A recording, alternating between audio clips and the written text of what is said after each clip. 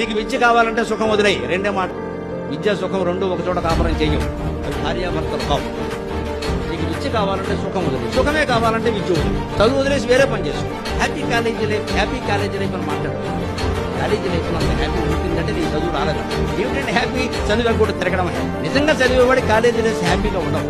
ఈ దరిద్రం వదిలిపోతే బాగుండు, ఈ స్కూల్ అయిపోతే బాగుండు, కాలేజీలో చేరిపోతే బాగుండు, ఏదో ఉద్యోగం వస్తే కూడా ఆ కష్టాన్ని ఆస్వాదించాలి. కానీ ఆ కష్టం వదిలిపోతే బాగుండు అనుకుని వేరే ఏదో ఆశించడం కాదమ్మా. లైఫ్ లో ఎప్పుడు ఆల్టర్నేటివ్స్ పనికిరావు. ఉన్నది ఉన్నట్టుగా చూస్తేనే నువ్వు సుఖంగా ఉంటావు. ఇప్పి సరిపెట్టి అత్తి సిరిపెడితే నీకు సుఖం ఉండదు. ఆ ఉన్న చోటే నువ్వు సుఖంగా ఉంటావు. అదేదో వస్తే సుఖంగా ఉంటాం, ఇదేదో పోతే సుఖంగా ఉంటాం, ఏమి జరగవాలాగా ఎప్పుడు ఇబ్బంది పడుతూనే.